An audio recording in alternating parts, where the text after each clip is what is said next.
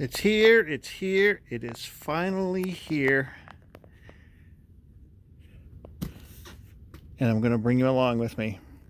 We are going to unbox what is probably the weirdest, I'm going to call it a tape recorder, even though I'm not 100% certain it is a tape recorder. But probably the weirdest, rarest, weirdest tape recorder I have ever seen. Any of you that have known me for any length of time know that I absolutely love tape recorders. I'm fascinated with them. In fact, just looking around the shop, I've got one, two, three, four there, another one over here. I've got tapes down there, got stacks of tapes over here, more tapes down there, another tape recorder over there. I have tape recorders and tapes everywhere. In fact, honest to God, true story, the very first word I ever said as a kid was not mom or dad, it was tape. That's 100% true story. So, over the course of all these years, I have seen pretty much every tape recorder ever made. Or at least I've seen pictures of tape recorders if I haven't owned them. But the other day, cruising eBay, sometimes I just sit and look at pictures on eBay just in case I spot something I've never seen before or whatever. And that was the case with this. This was listed like something like vintage, rare vintage tape recorder. But the pictures are not like any tape recorder I've ever seen. And like I said, I'm not 100% certain it even is a tape, like magnetic tape recorder. I've seen things like the Dictaphone and IBM had magnetic belts, and Techmoan has found some really bizarre machines. But like there was one that was like a cartridge that had like a Dictaphone and it had a plastic strip and it would record like a record on it. But nothing like this guy. Oh, I am so excited. I cannot even tell you. Oh, let's see here. Can I do this one-handed? The handle's on the side over here. Let's see if I can get this out one-handed. Oh, I know that's probably a terrible shot, but there it is. I have studied these pictures now for 2 weeks. A week before I decided to buy it, and a week since I finally pulled the trigger on it. I think it must go this way. Yeah, well, there's the latches. And it is truly a bizarre thing, and I have so many questions. So let's take a look. Let's open it up here. And take a look. This is hard to do one-handed. Oh, they packed it really nicely. I'm so worried about it arriving. In fact, it was raining here today, and they left this out on my doorstep. And, oh, can I get it out? Let's see here.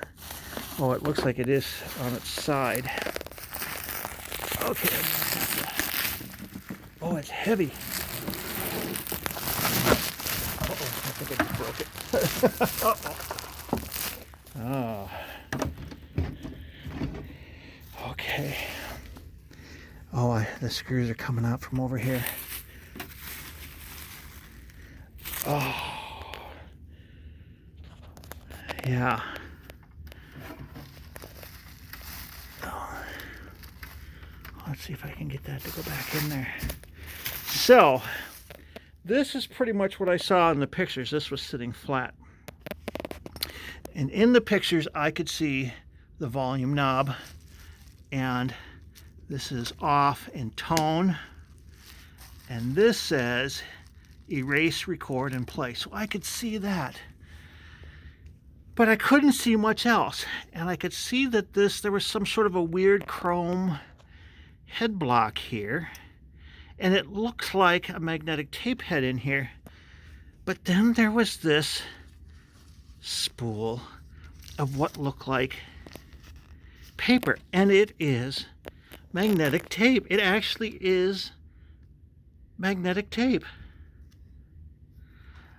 Oh, weird. Looks like that's a drive pin there. It looks like that's not sitting on there. So this must thread across here and then onto this side. And what I'm betting is one of these, I think, oh, that must be maybe is on and off. And one of these, I think, advances the head, and the head must move up. So that really is magnetic tape. I didn't think so. In the pictures, it just looked like craft paper. But that really is magnetic tape. Oh, bizarre. Oh, I see it's got a crack over here. That might have happened in shipping. Let's see if I can set this over here and get this bubble wrap out of the way. All right. And in the pictures, I could see the back here, but I couldn't really tell how this worked.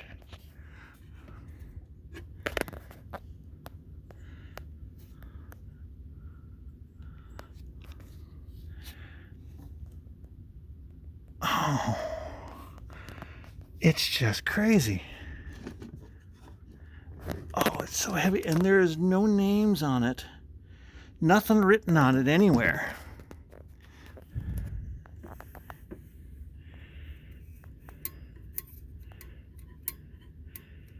Oh, very strange. Okay, let me play with this a little bit, and I'll bring you back once I discover what's going on. Okay. Okay, so here's what I have found. I hand rewound the paper tape to this side over here so I could get a good look at the spool over here. And this is a removable spindle. This is essentially the tape reel. And what's interesting is there is this little lever here that when the lever pops out, it stops it from spinning. So that's how it knows when to reach the end of the tape. So this tape comes on this canister like this, and this is supposed to slide down over it like that. Now, it was taped here, but it was taped at an odd angle. And I discovered that inside, I could push this head block up. Now, I can't get it to go back down, but there are tracks listed here. So there must be 24 tracks on this tape. And this is a switch of some kind, and this one engages the motor. So if I reach in down here and spin the flywheel by hand, it doesn't do anything. But if I engage this here, then, oh, interesting, it did a little while ago. If I spin this by, oh, maybe because this isn't, well, there we go. Yeah. So if I engage the motor, then this will spin. Now, what I don't know is, I don't see how you would rewind it. How would you, maybe that's what this is for, is to hand rewind. Oh, look, when this comes around, it knocks the switch over. So when this reaches the end of the tape, I'm gonna have to play with this some more, but I was able to reach inside here, and I could push up on the bottom of the head stack, and that's how I got it to move up. There is a GE speaker in there. Let me see a GE tube. And there is a tongue saw down there. And a couple more tubes there. And see, there is a microphone input here. But if this was like a dictaphone, I don't see, like a foot switch to stop and start it. So before I can plug this in, I am going to have to pull this chassis out and electrically restore this chassis. I don't want to take a chance of damaging the transformers in this thing. But it's a wood case. It definitely has got that old-timey smell. It looks like a set-top radio almost. I was almost wondering if this case wasn't repurposed, but like maybe somebody just painted over it or something, but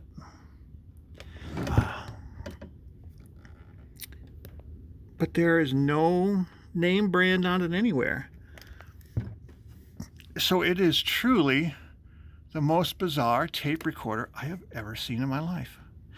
So inside here there is a magnetic head and there is a little brush, and to load the tape you can pull back on the little pad, a little pressure pad there, and I wonder if that's how it advances the track down every time this, yep, that's how it advances the track down. Every time it hits the end, it reverses and the head moves down. So you must thread the tape and pull this tape guide all the way up to the top, and then as it hits the end, the locking mechanism on each one of these reels changes the direction of the tape and advances the head down. So there is no rewind, so to speak. It just reverses, it must reverse the tape. And maybe this is a pause switch. Wow, this thing is cool. And let's take a look at this case. I don't see any names or information on this case. You know, this case may not have gone to it, but there is no information on it. Just some hinges. Nothing on the outside written anywhere. Oh, I am so stoked. This is just so cool. I have never seen anything like this. So let's see here. I wonder if I have a measuring. I do. How wide is this tape? Let's take a look here. So it looks like it's 2-inch wide tape. 2-inch wide paper tape. So I suppose a person could just use some regular tape, maybe find some old Scotch tape or something, you know, 111 or some old tan brown acetate 2-inch studio type tape and refill it. But that is just way too cool. All right, so that's it for this quickie here. Next step, I will restore this electrically, and then we'll try it out and see if we can see what's on it. See if we can figure out how to record on it. Until next time, everybody, have a good one.